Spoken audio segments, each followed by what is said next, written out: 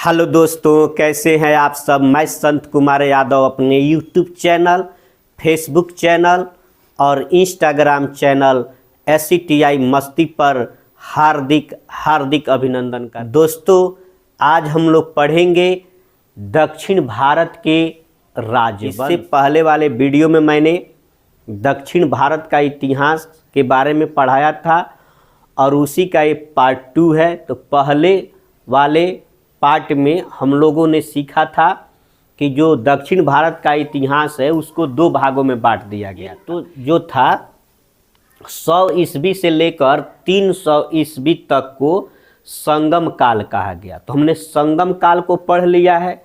तो संगम काल में हमने 3 राजवंश के बारे में पढ़ा था। किसके? चीर के और पांड्य के और चूल के। चीर, चूल और पांड्य, संगम काल के बारे में हम लोगों ने पढ़ लिया है। इसका जो दूसरा पार्ट शुरू होता है 500 ईस्वी से लेकर 1200 ईस्वी तक, जिसको कह दिया गया दक्षिण भारत के राजवंश। इसमें जो है पल्लव, चालुक्य, कूट और चोल। यहाँ भी आइएगा तो इस संगम काल में भी चोल था और यहाँ भी फिर आ रहे हैं तो चोल आ रहा है। तो हुआ क्या कि एक्चुअली कुछ समय हो गया और फिर से इसका जो है उदय होता है इस चोल वंश का। यानी कुछ शुरुआती शासक थे या कुछ दिन के बाद पतन हो जाने के बाद फिर से उनका उभार आया। तो जब मैं बताऊंगा इसमें, तो अभी हम लोग पढ़ेंगे इसमें से पल्लव वंश। आज हम लोग जो कवर करने वाले हैं पल्लव वंश के बारे में। तो पल्लव वंश 575 ईस्वी से 897 ईस्वी तक। पल्लव वंश का शासन कब से कब तक रहा? तो 575 ईस्वी से 897 ईस्वी तक पल्लव वंश चला। ठीक है, अब इसकी थोड़ी पृष्ठभूमि देख लेते हैं, ये कैसे हुआ कैसे नहीं हुआ। प्रायद्वीप के पूर्वी हिस्से में सातवाहन ताकतों के ध्वंस के बाद कृष्णा गुंटूर क्षेत्र में इक्ष्वाकुओं का उभार हुआ।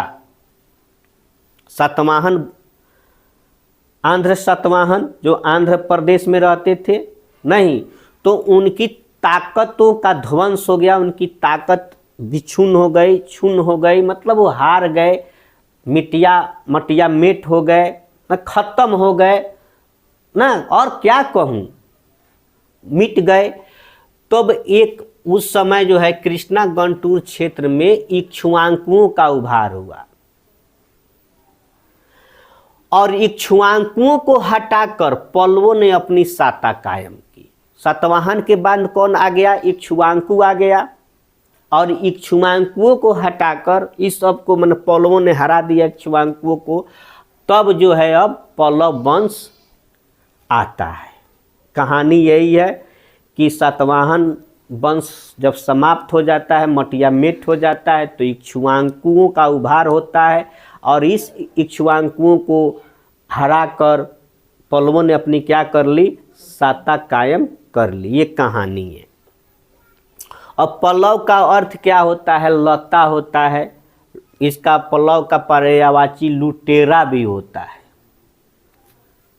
ठीक है, पल्लव का अर्थ क्या होता है? लता कहिए या लुटेरा भी होता है। और पल्लवों की जो राजभाषा थी वो संस्कृत थी। क्या थी? संस्कृत। पल्लवों की राजभाषा संस्कृत थी और राजधानी कांचीपुरम, जो कि वर्तमान तमिलनाडु, यानी तमिलनाडु का पुराना नाम क्या है? प्राचीन नाम क्या है? कांचीपुरम।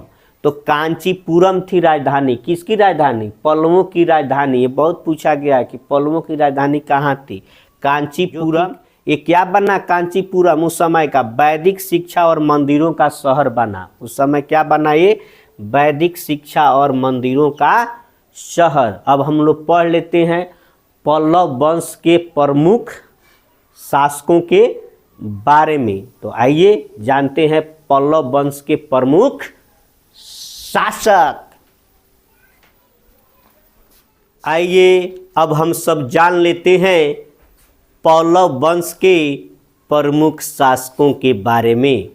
और इससे एक प्रश्न किसी भी कंपटीशंस में अगर एंशिएंट हिस्ट्री की बात हो तो एक प्रश्न आना ही आना है। तो आइए जाने पल्लव वंश के प्रमुख शासक कौन था सबसे पहले, उसके बाद कौन हुआ, उसके बाद कौन, उसके बाद कौन, उसके बाद कौन और उसके बाद कौन। मैंने सिलसिलवार से लेकर आया है ताकि आप कंपटीशंस में आपको मिलान करने की बात कर दे तो आप भूले नहीं। तो उसके लिए एक ट्रिक, सिमरन महे प्राण न द आपन, यही आस है। सिमरन अपन प्राण न द, सिमरन सिमरन सिमरन महे प्राण न द आपन, सिमरन महे प्राण न द आपन। सिमरन महे मतलब मुझे, सिमरन महे प्राण न द आपन, सिमरन महे प्राण न द आपन, सिमरन महे प्राण न द आपन।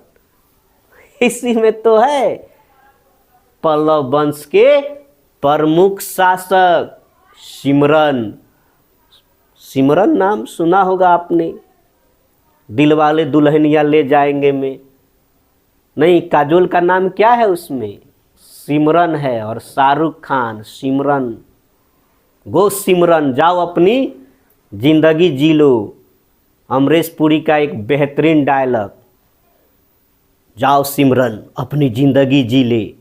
तो सिमरन महे प्राण न द आपन, महे प्राण न द आपन। देखिए कैसे मैं फिट कर देता हूं। सी से सिंह विष्णु, म से महेंद्र बर्मन फर्स्ट, और रन सिमरन, यहाँ से एन से पढ़ेगा नौ और र का हो जाएगा नर, नर सिंह बर्मन फर्स्ट। महे यानी महेंद्र बर्मन, यहाँ फर्स्ट है तो दूसरा हो जाएगा महेंद्र बर्मन द्वितीय। परान यानी यहाँ परमेश्वर बर्मन फर्स्ट, और फिर यहाँ से उल्टा पढ़ लगेगा नौ और र का हो गया नर, नर सिंह बर्मन द्वितीय, क्योंकि यहाँ नर बर्मन आ गया है, समझ में आ गया। उसके नौ द यानी नंदी बर्मन द्वितीय। अपना यानी अपराजिता, अपराजिता बर्मन। तो कहीं कोई दिक्कत नहीं हुआ होगा आप लोग को।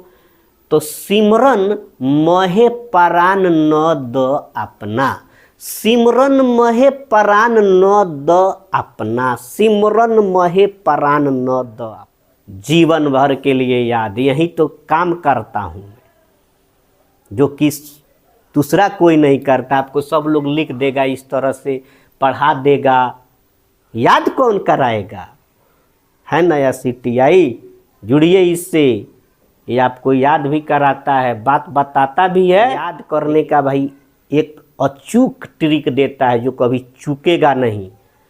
तो पल्लव वंश के प्रमुख शासक के लिए क्या याद रखना है आज के बाद से, सिमरन महे प्राण न द अपना, सिमरन महे प्राण न द अपना। अब चलिए जान लेते हैं। तो सी से यहाँ हो गया था सिंह विष्णु। अब इसको गोली मारिए, अब यहाँ से सब जानिए। तो सिंह विष्णु यानी पल्लव वंश का प्रथम शासक या संस्थापक कहिए, कौन था, सिंह विष्णु, जो 575 ईस्वी से लेकर 600 ईस्वी तक राज किया, लगभग 25 वर्षों तक। अब इनके कारनामे को जान लेते हैं। तो इन्होंने, किन्होंने, सिंह विष्णु ने मामलपुर में बराह मंदिर का निर्माण कराया। मामलपुर में बराह मंदिर, बहुत मंदिर वाला पूछ लेता है और हिंदुस्तान में हो अब मंदिर मस्जिद की बात ना हो, ऐसा हो सकता है। तो मंदिर वाला चीज बहुत है हिंदुस्तान में। कौन मंदिर? और प्राचीन मंदिर तो और तो बराह मंदिर का निर्माण किसने कराया था? तो पल्लव वंश का संस्थापक सिंह विष्णु ने कराया था मामलपुर में। और इनके एक कवि थे, किनके? सिंह विष्णु के राज दरबारी कवि रहते थे भारवी, जिसने कीर्ता अर्जुनियम लिखा। तो कीर्ता अर्जुनियम को किसने लिखा? भारवी ने। भारवी किसके दरबारी कवि थे? तो सिंह विष्णु के। इतना सारा सवाल है इसमें, आई थिंक आप लोग समझ गए होंगे। कोई दिक्कत, कोई प्रॉब्लम? आगे बढ़े। अब महेंद्र वर्मन फर्स्ट आ गए। अब इनका शासनकाल 600 से 630 ईस्वी, लगभग 30 वर्षों ने इन्होंने राज किया। तो सिंह विष्णु का बेटा आ गया अब कौन? महेंद्र वर्मन फर्स्ट, प्रथम। इन्होंने क्या किया? मत विलास प्रहसन हास्य ग्रंथ लिखा। तो ये महेंद्र वर्मन एक महान कवि और संगीतज्ञ प्रेमी था, संगीत से प्रेम करने वाला था और साथ ही साथ एक महान कवि भी था। तो इसने लिख दिया, क्या लिख दिया? मत विलास प्रहसन हास्य ग्रंथ।